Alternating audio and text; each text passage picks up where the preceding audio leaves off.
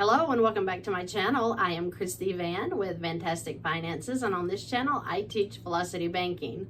So today I am running through a very quick scenario because wow, this guy thought he was in a mess, and he's not in a mess, guys. All you got to do is you've got to rearrange your money. You just have to decide, where am I going to put my money that it serves me and it's not serving the banks. We don't care to pay a little bit of interest, but we don't need to be paying the interest on these credit cards at 24 to 30%, maybe more. You certainly don't need to be paying that on personal loans. So we have to decide, where are we going to put our money that it serves us. This man has been putting his money into credit cards. He has learned that if he can just get a line of credit, he can be out of debt so very quickly. Credit cards can go on for years, decades, depending on how you are using them. Are you letting high balances set on those cards? If you are, why? Well, your answer is going to be, because I'm paycheck to paycheck. I can't afford to make extra payments on my loans or credit cards. But if you have one small trick to getting those credit cards paid off, wouldn't you do it every time? We all want to be out of debt. None of us want to live paycheck to paycheck. Such a horrible, weighted down, depressing feeling when you have to sit down and pay bills every month and you have more month than you have money. That hurts. It hurts. So let's come up out of that. In this scenario, we're looking at a guy who makes $4,260 a month. This is a single man, okay? He has rent, he has living expenses. They're added right here, $1,175 and $675 for the living expenses. So that's the total that you're going to see when it comes to the living expenses, $1,850. Now he has 4 credit cards and they all are to their max. So the first one at $3,103 is $105 a month. The second one at $4,950 is $156 a month. The third one at $2,561 is $75 a month, and then credit card number 4 at $5,241 is $144 a month. This totals $15,885 in credit card debt, with a total payment of $480 per month that he is putting just on credit cards, just paying interest, because all of these are over 25% interest each. So I have made the suggestion that he get a line of credit. He has good credit. He's running about $680. That's good enough for him to go get a $15,000 line of credit. So with this line of credit, he is going to pay off $15,000 of debt. Now, should we use a line of credit all the way up to the max? Absolutely not. Most of the time, we need to leave room for our own emergencies that might pop up, right? Because life happens, right? But with this $15,000, he's paying off almost all of his credit cards. He'll have an $885 balance once he pays the $15,000 towards these credit cards.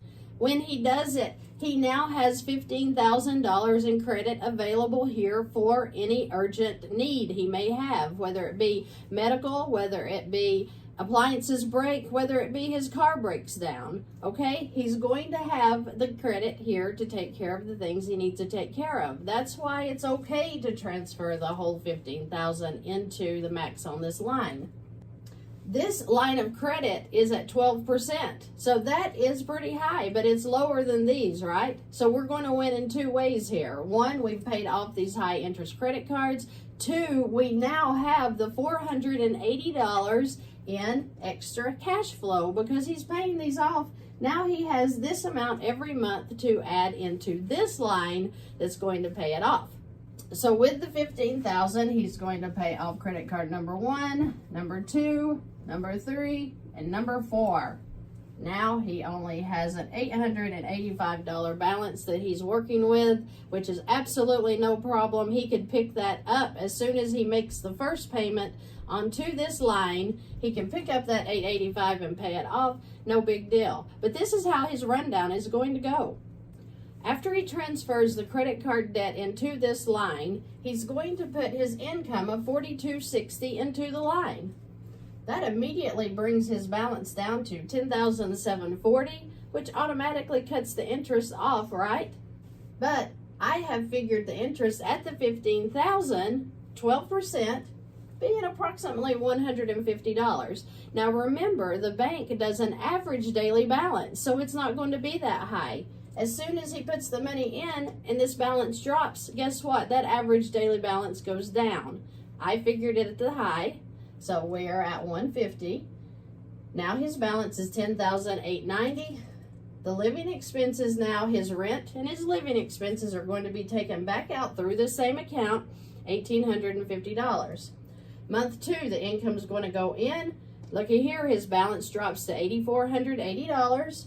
We're going to add in the interest. Remember, I figured off of the high, $12,740, bringing his balance to $8,608. Then his expenses come back out for this month.